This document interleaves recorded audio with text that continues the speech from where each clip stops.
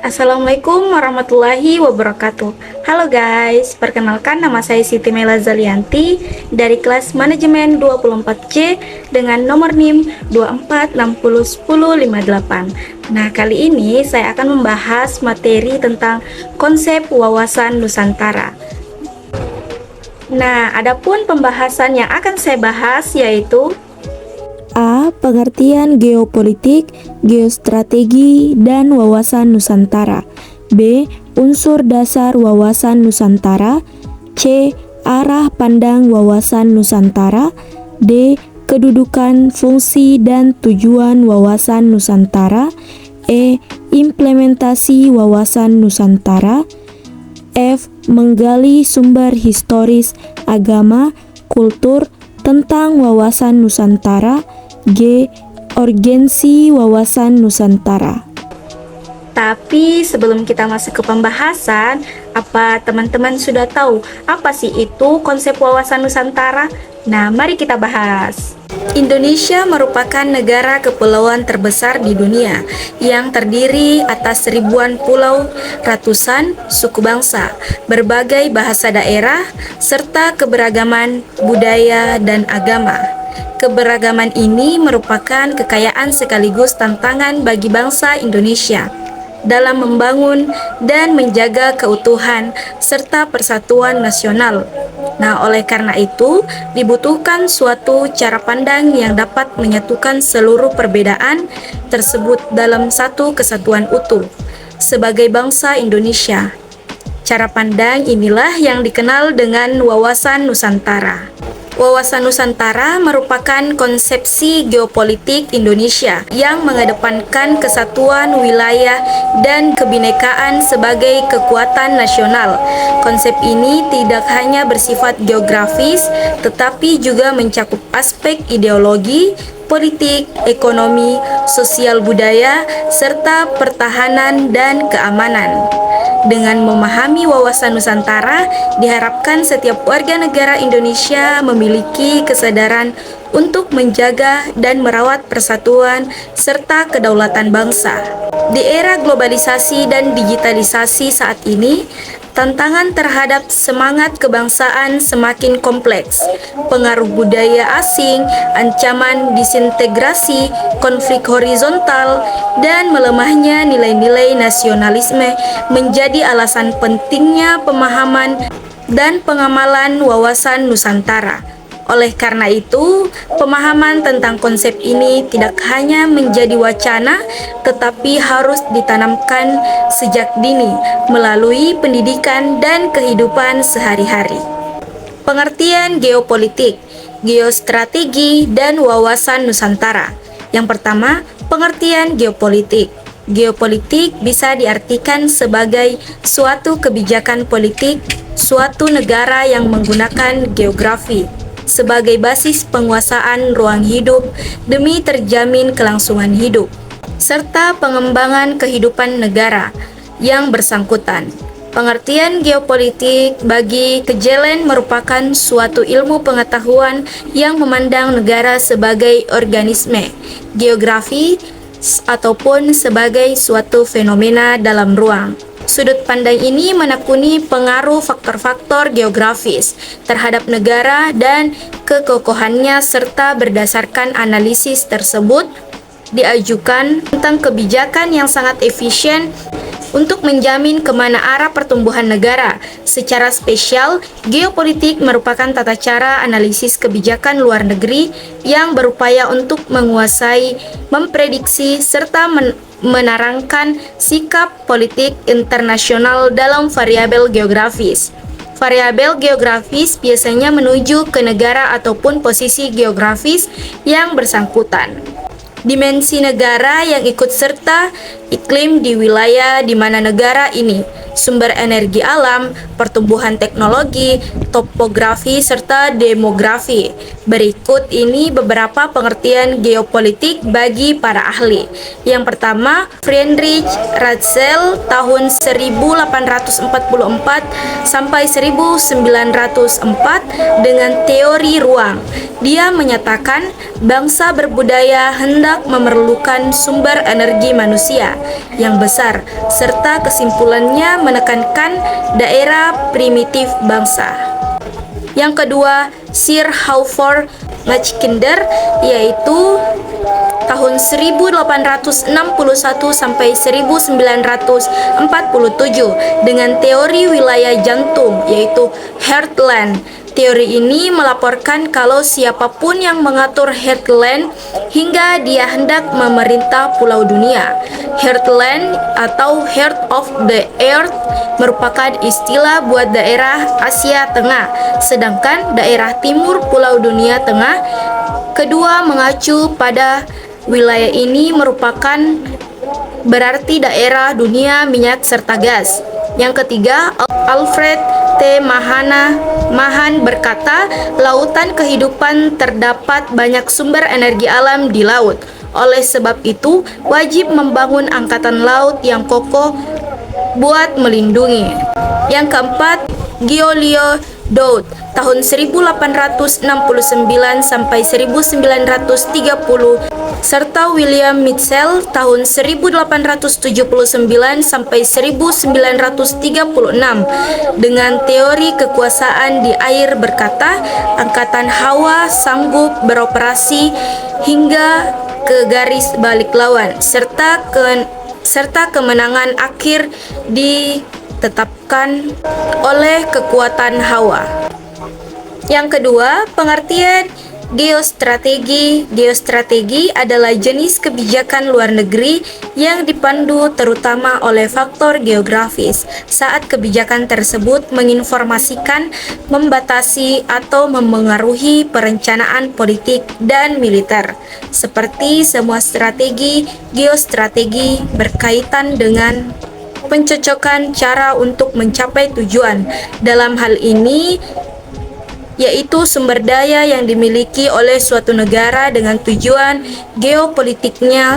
Strategi terkait era dengan geografi, seperti hal geografi dengan kebangsaan, atau seperti yang dikatakan Gray dan Sloan, geostrategi adalah ibu dari strategi. Di Indonesia sendiri, geostrategi diwujudkan dalam bentuk konsep ketahanan nasional atau National Endurance Republik Indonesia yang bertujuan untuk mengembangkan potensi secara nasional serta membantu dalam menunjang tugas pemerintah Indonesia, mulai dari hal yang berkaitan dengan ketertiban, kesejahteraan sosial, kemakmuran, pertahanan, keamanan, dan keadilan sosial, keadilan hukum. Adapun definisi geostrategi menurut para ahli antara lain, yang pertama James Rogers dan Louis Simon, yaitu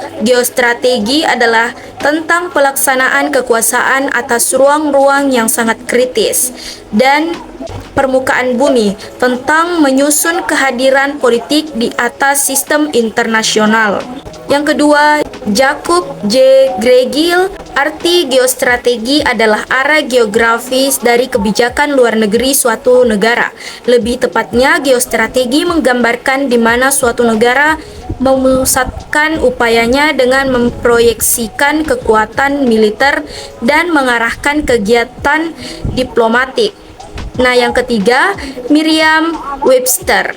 Geostrategi adalah bagian daripada cabang geopolitik yang berhubungan dengan strategi, sehingga kombinasi faktor geopolitik dan strategi yang menjadi ciri wilayah geografis tertentu di mana dalam penggunaan strategi oleh pemerintah berdasarkan geopolitik. Ketiga, pengertian wawasan Nusantara. Nusantara berasal dari kata Nusa dan Antara. Nusa berarti pulau atau kepulauan, sedangkan antara artinya di antara, sehingga dapat dikatakan bahwa Nusantara diartikan sebagai satu kesatuan wilayah perairan dan pulau-pulau. Nusantara diartikan sebagai satu kesatuan wilayah perairan dan pulau-pulau, berarti wawasan Nusantara adalah cara pandang bangsa Indonesia tentang diri dan lingkungan berdasarkan ideologi nasionalnya yang dilandasi oleh Pancasila dan UUD 1945. Nah, hal ini tersebut menjadi aspirasi bangsa Indonesia yang merdeka, berdaulat, dan bermanfaat serta menjiwai tata hidup dan tindak kebijakannya dalam mencapai tujuan nasional. Adapun pengertian wawasan Nusantara dari beberapa pendapat yaitu yang pertama, menurut Prof. Wan Usman, wawasan Nusantara adalah cara pandang bangsa Indonesia mengenai diri dan tanah airnya sebagai negara kepulauan dengan semua aspek kehidupan yang beragam. Yang kedua, menurut GBHN tahun 1998, wawasan Nusantara adalah cara pandang dan sikap bangsa Indonesia mengenai diri dan lingkungannya dengan dalam penyelenggaraan kehidupan bermasyarakat, berbangsa, dan bernegara. Yang ketiga, sementara menurut kelompok kerja wawasan Nusantara untuk diusulkan menjadi TAP MPR yang dibuat Lemhanas tahun 1999,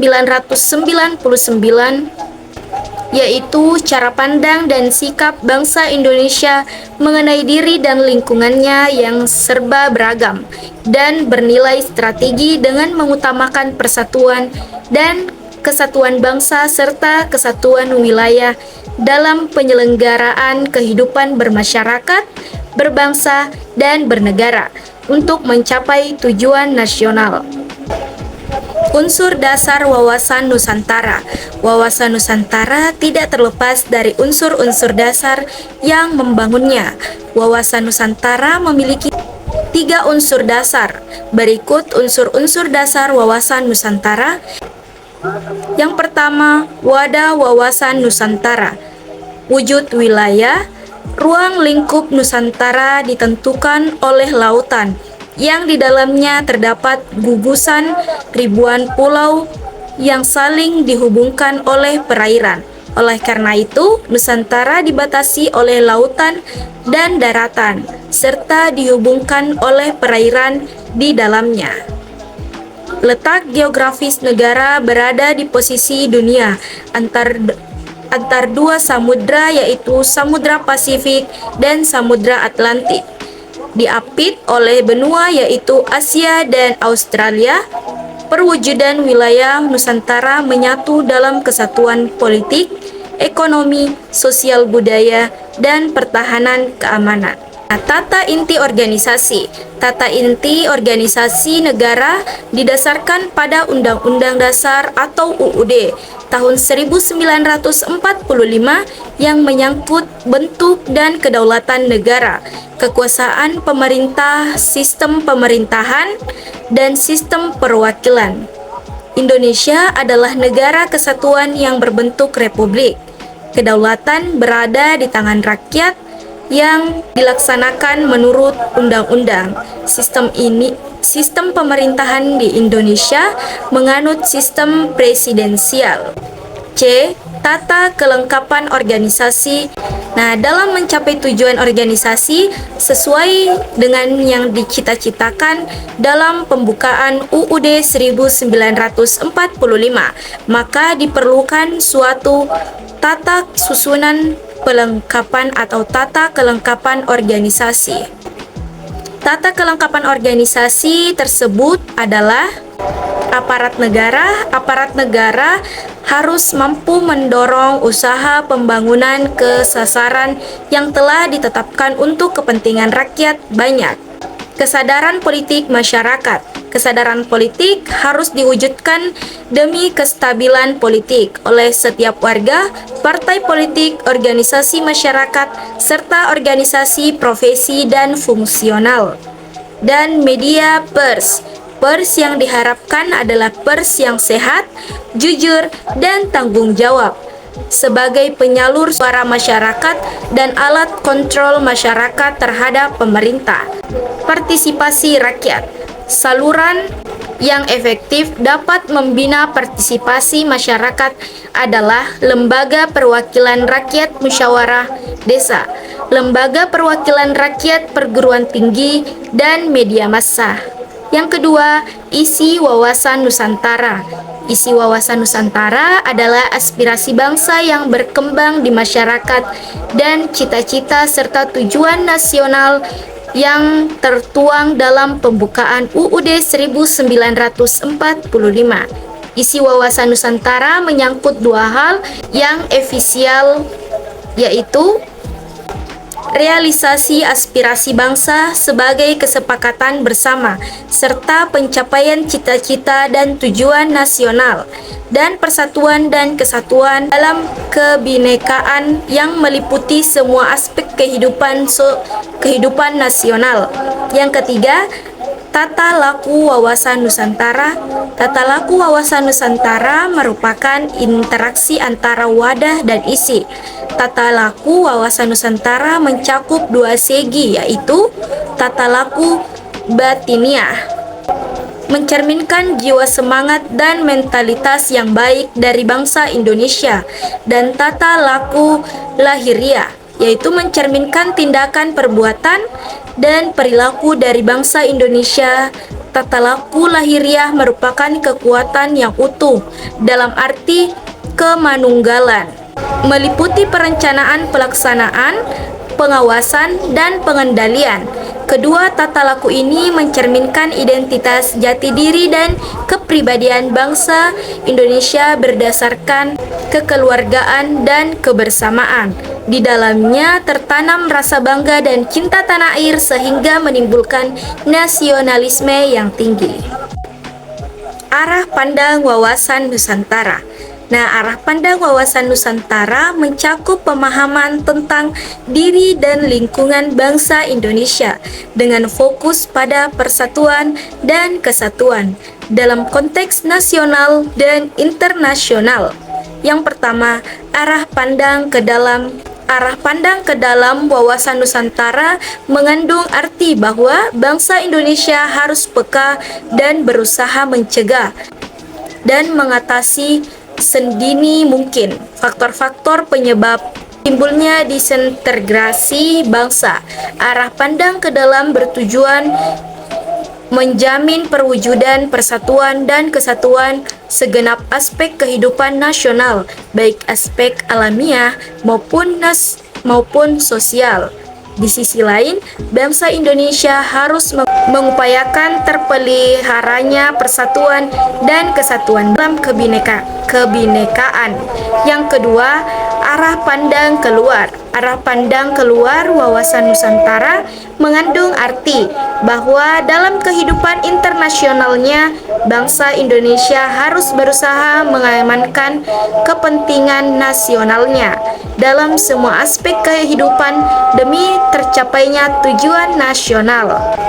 Sesuai pembukaan UUD tahun 1945, arah pandang keluar ditunjukkan demi terjaminnya kepentingan nasional dalam dunia yang serba berubah, dalam melaksanakan ketertiban dunia yang berdasarkan kemerdekaan, perdamaian abadi, dan keadilan sosial, kerjasama internasional, serta sikap saling menghormati. Kedudukan, fungsi, dan tujuan wawasan Nusantara. Wawasan Nusantara berfungsi sebagai landasan visional bagi bangsa Indonesia, mengutamakan persatuan dan kesatuan dalam mencapai tujuan nasional. Yang pertama, kedudukan wawasan Nusantara. Wawasan Nusantara memiliki kedudukan yang sangat penting dalam paradigma nasional Indonesia sebagai landasan visional Wawasan Nusantara menjadi ajaran yang diyakini oleh masyarakat Indonesia untuk mencegah penyesatan dalam upaya mencapai cita-cita dan tujuan nasional. Hal ini mencakup pemahaman bahwa Indonesia adalah negara kepulauan yang harus dipandang sebagai kesatuan utuh, baik dari segi politik, sosial, budaya, maupun ekonomi. Kedua, fungsi wawasan Nusantara. Fungsi wawasan Nusantara meliputi beberapa aspek penting antara lain pedoman dan motivasi.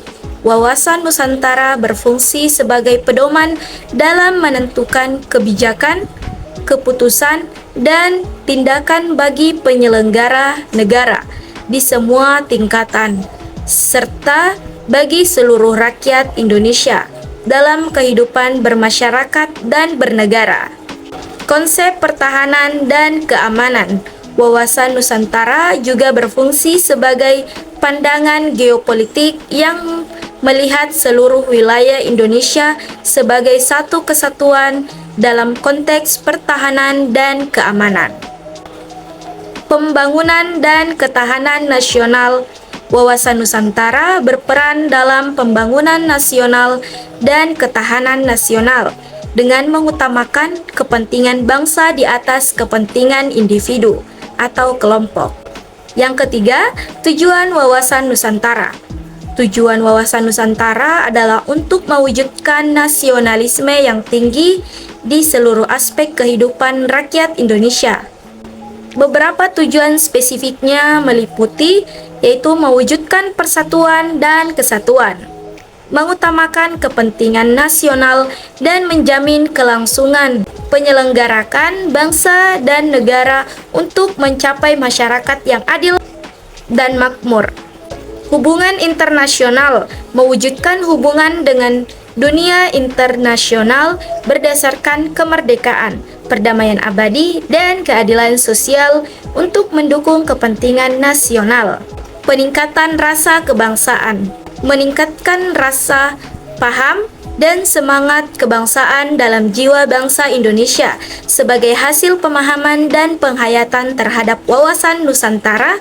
Dengan demikian, wawasan Nusantara tidak hanya menjadi cara pandang tetapi juga merupakan landasan yang mengarahkan tindakan dan kebijakan dalam kehidupan berbangsa dan bernegara di Indonesia.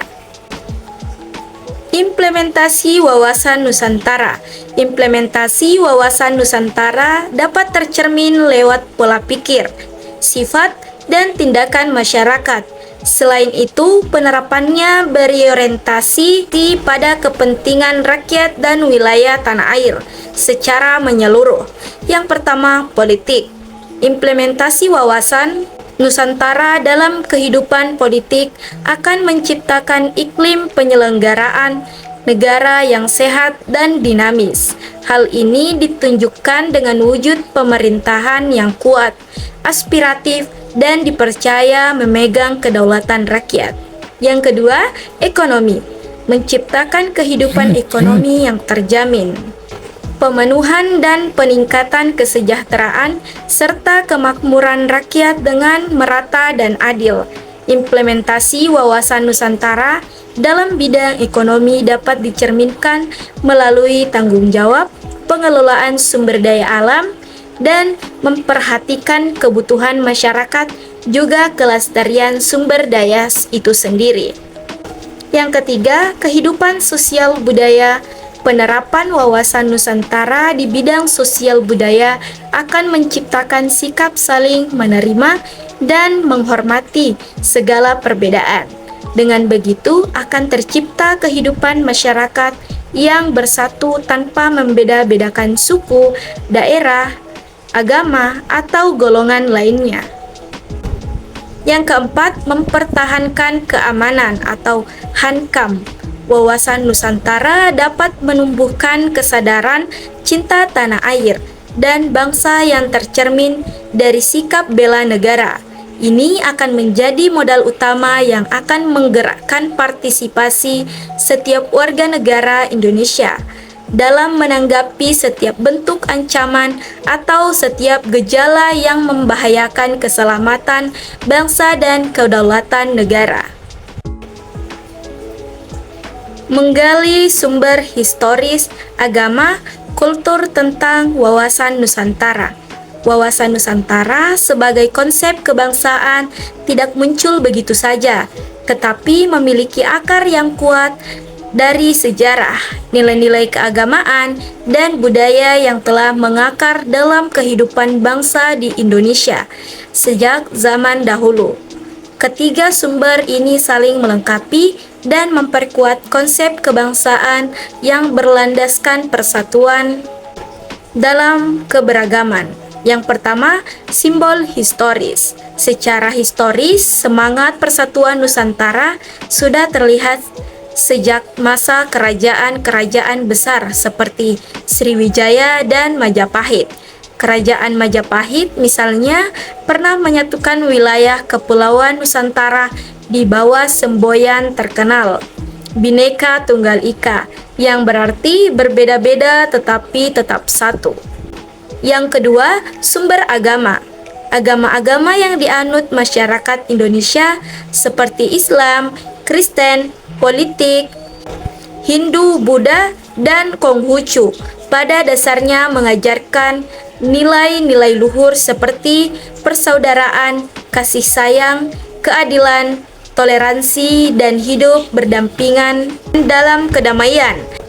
Yang ketiga, sumber kultur. Kultur atau budaya lokal Indonesia sangat kaya dan beragam, namun pada dasarnya memiliki semangat kebersamaan dan gotong royong. Nilai-nilai seperti musyawarah untuk mufakat, gotong royong, toleransi antar budaya, dan saling menghargai perbedaan adalah bagian penting dari budaya bangsa Indonesia sejak dulu. Urgensi wawasan Nusantara.